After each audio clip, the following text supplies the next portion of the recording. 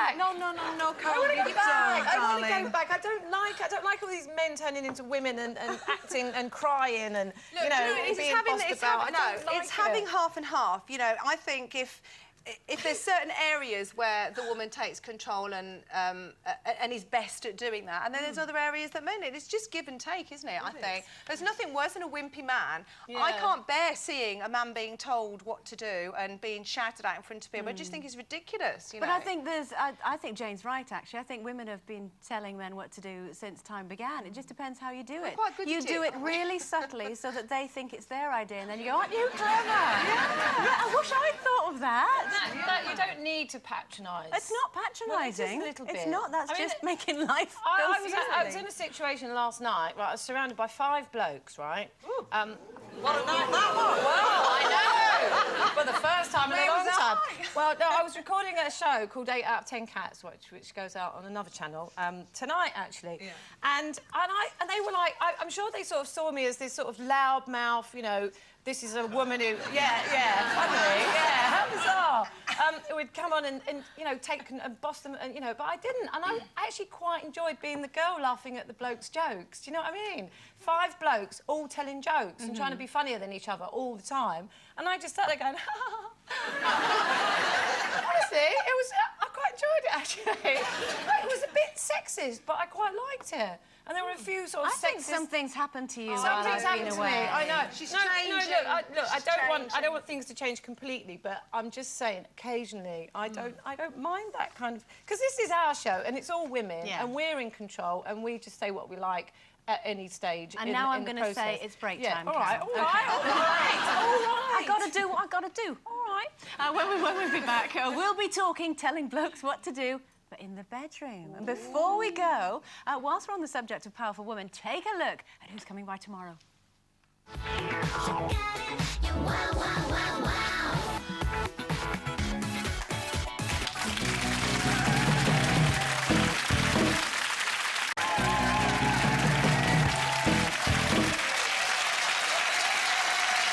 Welcome back to today's loud and lively instalment of Loose Women. Now, actor best known for playing Harry Potter, Daniel Radcliffe, has spilt the beans about his first sexual encounter with a lady quite a lot older than him.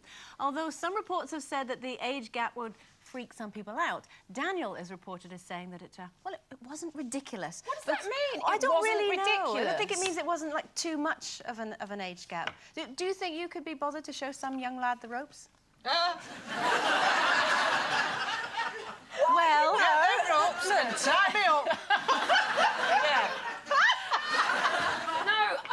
Yes. Well, yes, I would, because I think it's a service, isn't it? It's a service. It's a service to other women. Because, look, come on, let's face it, let's be honest. Maybe not you, because you've only slept with 2 blokes in your whole life. But, well, that's not a secret, is it? It wasn't even at the same time, Carol. No. But come on, we've all had encounters with people who might do with a little bit of tutoring, if you like. Yes. You know. What do you do? Say, I'm not doing this for you. I'm doing this for womankind. Well, no, actually, ultimately, well, you know, initially it's for me, of course. Okay. But you know, you think everybody's going to benefit afterwards because what's the point? Seriously, what is the point? No, I know what you're saying. To someone, yeah, that was brilliant. When it wasn't. You know, and I don't think there's anything wrong with that. And actually, I don't think blokes actually mind it. I mean, I've done it a few times. I had to... Yeah. I drew a diagram for one bloke, and I tell you what, he wasn't young either, so he'd gone through his whole life, like, just doing it wrong. And I'm like, no, look, this is what you do. And, you know... I don't see what the problem is. Actually, I'm with Carol. How can you be bothered? I ain't got time in my life to go, here's a little list, love. Now, this is how we start, and this is where, hopefully, we'll finish. No, I like a man who knows exactly what he's doing. Throw me around a bit and just, you know... They often do. Well, don't you sleeping with the wrong men, love? Well, I'm not sleeping with any men. Well, that's not true, but, you know... Let's just stop right there, because what happened to a nice cup of tea and a conversation? You know, no. Get enough at the moment. No, that's rubbish. That's not. That is rubbish. I think it all depends on chemistry. It all depends on what you talk about. There's an awful lot. Probably the men that didn't do it for you would really do it for me, because I don't want to be thrown around a bedroom. You know? I don't. I'd rather have my comfort. I'd rather not mess my hair up. You know. I'm not talking about that sort of thing. I'm talking about, you know, basic technique. I'm not talking about passion, getting in there. I'm not talking about whether you want to swing from the chandelier or stuff like. I'm not talking about that. I'm talking about, you know. There's an awful lot more to life than the old rumpy-pumpy, don't you think? No. Don't you also think that they're kind of missing the point? You know, all this thing about teaching some young bloke. The way I kind of see it is it's kind of like dancing, you know. Some people are really good at dancing. It doesn't matter whether they're really young or really old. Some people are really rubbish at dancing. Yeah. And no matter how often you try and teach them, they just won't get it. Whereas some people are just born natural dancers. It's true. When I was 35, I had a little encounter with a 21-year-old. And, I was like, go on, 35-year-old. Go on. And I have to say, I was very proud of myself. But, I mean, it was nice. It was different. Was that before you had Jake?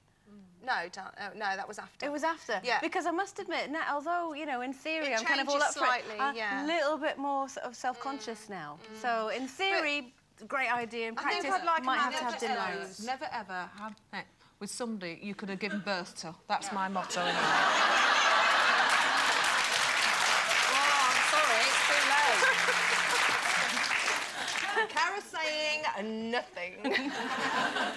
Let's meet our first guest today, who's a firm favourite here on Loose Women. She's a true showbiz legend and soon to be following in the footsteps of her mother, Judy Garland, as she takes to the stage in a production of The Wizard of Oz, which has also seen her help choose the girl who will play the lead role of Dorothy.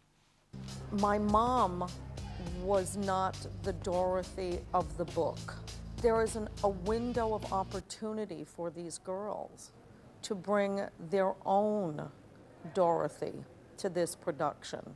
Hey, girls, how are you? Thank you so much. And they're all about to have a masterclass with Lorna Luft.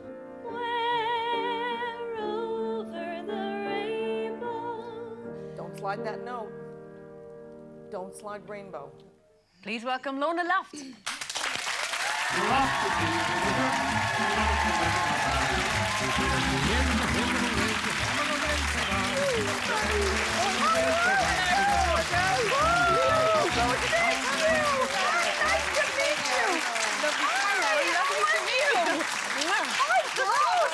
You get younger and younger every time you come on here. I love you. What's going on? What's going on?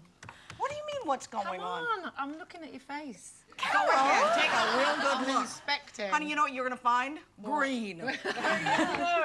This production's and at the Lowry Theatre. Isn't it gorgeous? Fabulous in Manchester. Yes, there. I know. I've been here for a whole 3 days. Yeah. But you're always here. I am, and I go back tonight to Los Angeles. And it's just been really a whirlwind. We did makeup things on me and all of that for the, we had to film the cyclone scene. And so I had to go green. So the chicest thing this whole season. You're playing. I am the Wicked Witch. Oh my God! No, Is that there you? I am. No. Oh You look wow! good there. Yeah, isn't it a pretty color? Yeah, It's a lot of fun to take off. Is that something